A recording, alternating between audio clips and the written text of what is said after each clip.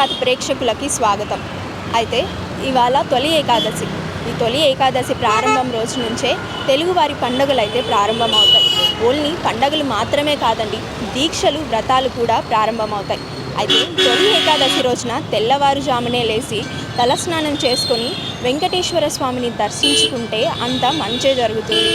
అయితే ఈరోజు మనం బంజారా హిల్స్లోని శ్రీ కళ్యాణ వెంకటేశ్వర స్వామి ఆలయం దగ్గర అయితే ఉన్నాము.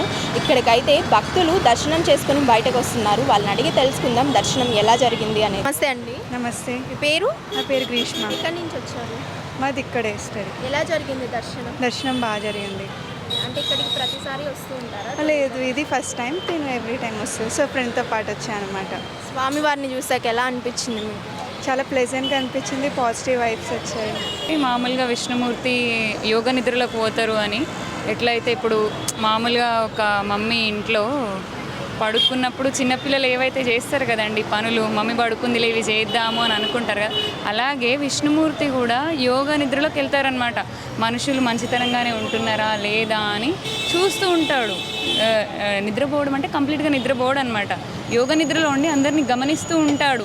మనుషులు ఎలా, మనుషుల్లో మంచితనం అలానే ఉందా, నిద్రపోతున్నాను కాబట్టి నేను ఏం చూడట్లేను కదా, ఆయన యోగ నిద్రలోకి వెళ్తారనమాట.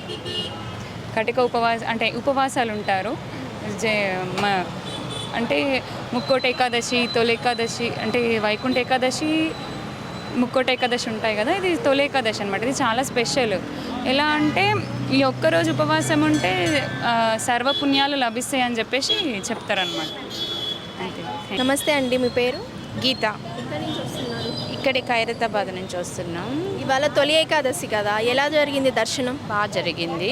ఎప్పుడు మేము రెగ్యులర్గా వస్తాం ఇక్కడికి. ఇది శయన ఏకాదశి ఈరోజు 6 నెలల తర్వాత మళ్ళీ తొలి ఏకాదశి వస్తుంది. పండగల్లో మొదటి పండగ ఆషాఢ మాసంలో వస్తాం. నమస్తే అండి. మీ పేరు? నా పేరు కామేశ్వరి. ఎక్కడి నుంచి వచ్చారు? శ్రీకాకుళం కానీ కాకపోతే జగద్గిరిగుట్ట నుంచి వచ్చాము. అదే పూరి జగన్నాథ్ యాత్ర కదా, అంటే కాశీ ఇది జగన్నాథ స్వామి కోసమే ఈరోజు వచ్చాము.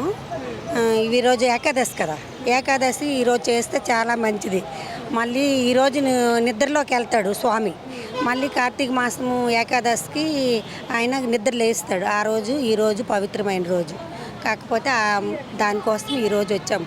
ఈరోజు ఎలాంటి పూజలు చేస్తే మంచిది అంటారు? ఎలా? కాశీ అదే విష్ణుమూర్తికే పూజ చేయాలి. ఈరోజు విష్ణుమూర్తి పూజ చేసేసి ఈరోజు ఒక్క పొద్దులు అంటే ఉపవాసాలు అంటారు, ఒక్క పొద్దులు అంటారు. ఈరోజు ఉండాలి.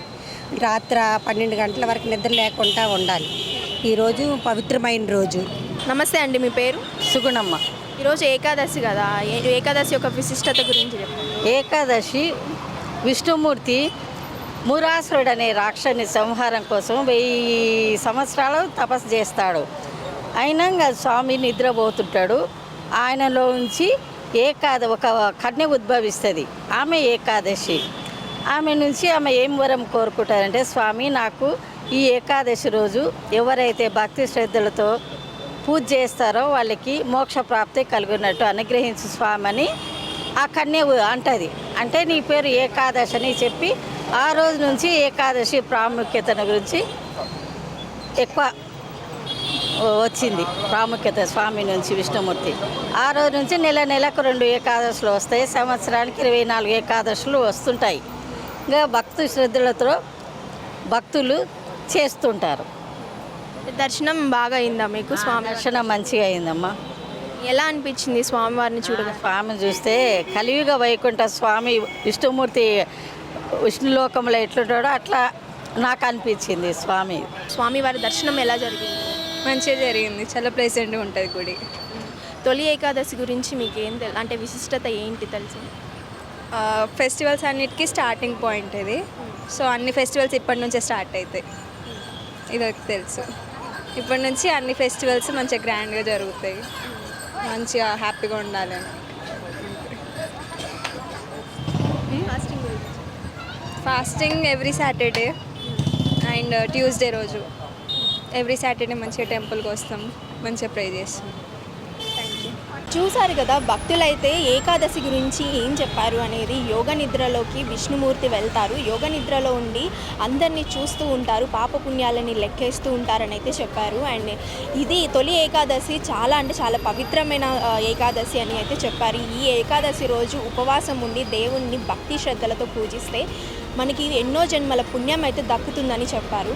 సో ఇంకా లేట్ ఎందుకండి, మీ చుట్టుపక్కల ఉన్న వెంకటేశ్వర స్వామి దేవస్థానానికి వెళ్ళి దేవుణ్ణి దర్శించుకొని పుణ్యం అయితే దక్కించుకోండి. ఇలాంటి మరిన్ని అప్డేట్స్ కోసం చూస్తూనే ఉండండి పొలిటికోస్ డివైన్ పాత్.